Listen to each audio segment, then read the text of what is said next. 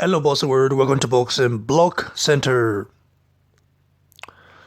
During the post-fight interview of Dillian Whyte after he knocked out Derek Chisora in the 11th round in a thrilling fight. Big up to Derek Del Boy War Chisora. That guy said he was going to bring war, and he brought it. But I think his strategy was to take Dillian Whyte out, to knock him out, or to make the fight exciting. And that 2 points deducted, they really let him down, and that was when he got knocked out. But nevertheless, I have to say that Dillian Whyte's left hook is dangerous for anyone, including Joshua. Including Joshua. So during the interview, post fight interview, Dillian Whyte called Anthony Joshua out. He called Joshua a lanky piece of shit. That is a word Joshua didn't like to hear because Joshua was at that event enjoying himself, giving a very fair analysis of the fight, And after Dillian Whyte called him that, Joshua stepped up, he went towards the ring and wanted to confront Dillian Whyte, told Dillian Whyte, listen, if I can get Wilder or Fury, because those two guys are my first priorities, if I can get them, you'll be next. So Dillian Whyte said, well, I'm not going to wait for you. I've got my own career, I've got my own life, so I'm going to move forward. So Dillian Whyte didn't want to confront Anthony Joshua that much for a long time, so he went off and stepped up the ring and went to the dressing room, which is logical. Joshua was very furious with Dillian Whyte's character, of Dillian Whyte's behavior, and Joshua was interviewed, a few minutes later, and Joshua went furious, with Dillian Whyte, called Dillian Whyte an idiot, saying Dillian Whyte, he wanted to be respectful, but Dillian Whyte made it difficult for him to not let out his demons, And a lot of people saw that in that interview and started saying, wow, Joshua is these are Joshua like. Joshua who is not trained by the media. Joshua is not well spoken. I laugh in Chinese. I have to laugh in Chinese because a lot of you guys don't know that Joshua is an OG. I keep saying it, you guys don't know it. Joshua is a real OG. When I mean real OG, I mean real OG. He had to keep it. He had to hide it. He had to learn from it because he didn't want to be about a life anymore. He chose a different path. But he is truly about that life. And also, it is in Joshua's character, especially when you grow up in a Nigerian household, you get to respect people first. Until people disrespect you, you don't disrespect people. I'm not saying all Nigerians are like that, but in general terms, respect is the first thing you learn in a Nigerian or African family. I don't know about other African countries. I'm talking about Nigeria as a country. Respect is very important until someone tries to punk at you, like tries to step on your toes, tries to think or tries to bully you. That's when you let the demons out. And Joshua, what he did the other day is not surprising to me. As a fellow Nigerian, looking at that scenario, I can see what Joshua did. And also, Joshua, coming from a Nigerian family, growing up with his mom, having to see his mom work daily to survive, having to struggle, all the stuff, being in the street, doing all sort of shit just to get by every day. Joshua being a street OG, you think, oh, this guy should be an arrogant prick, right? It should be arrogant like a lot of people. If you look at the heavyweight scene, or let's say boxing in general, you see people talking smack. Even Mike Tyson used to talk smack as well. Mike Tyson once told an opponent that he's going to hit his baby. Hit his keys. He said that. Muhammad Ali, the greatest of all time, talked a lot of smack. But Muhammad Ali's trash talk was a little bit classy. Because Muhammad Ali wasn't just, I mean, this guy is an adult, man, Muhammad Ali.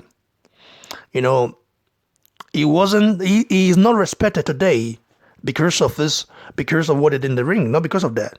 He's respected because of what he did outside the ring and how he presented himself. How he was very classy for a man. Stood for the rights of the living.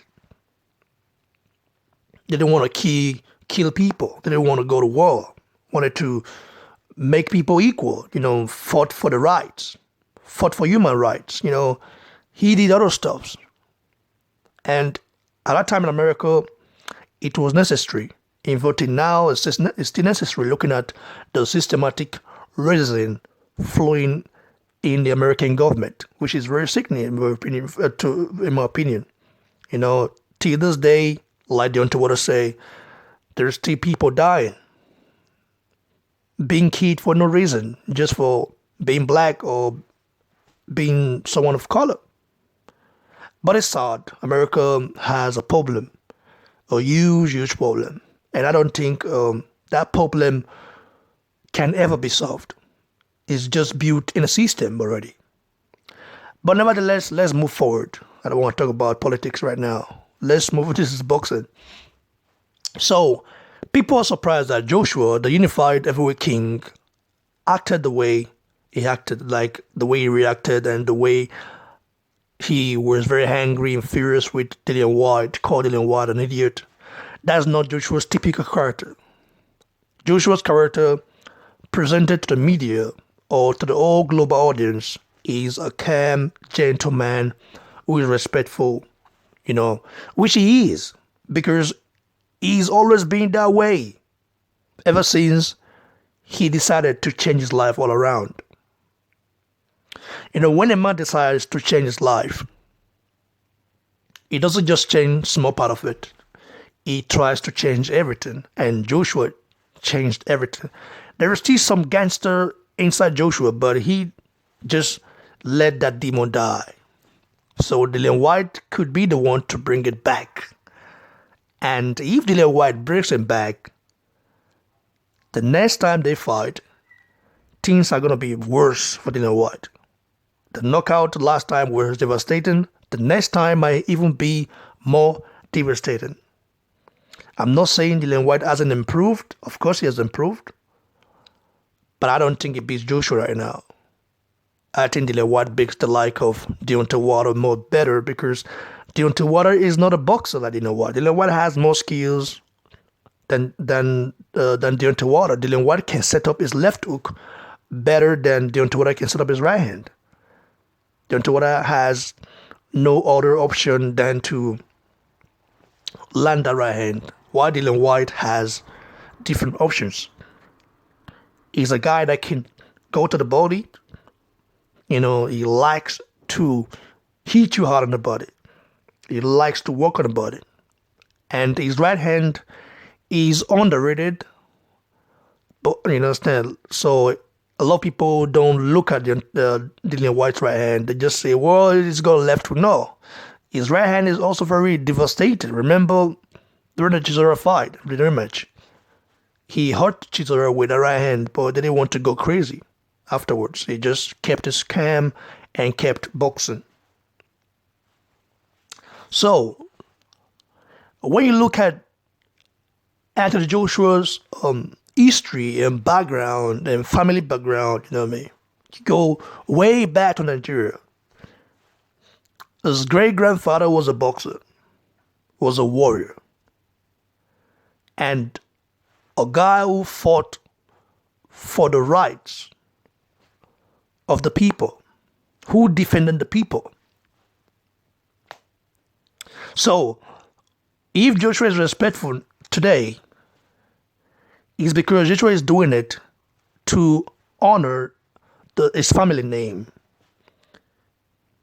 If he decided to change into a better man, because he's now a role model to a lot of people, to a lot of kids around the globe, he's doing it to honor his family name. And Nigerians in general, if you grow up in Nigerian household, you know the first thing you have to learn is respect.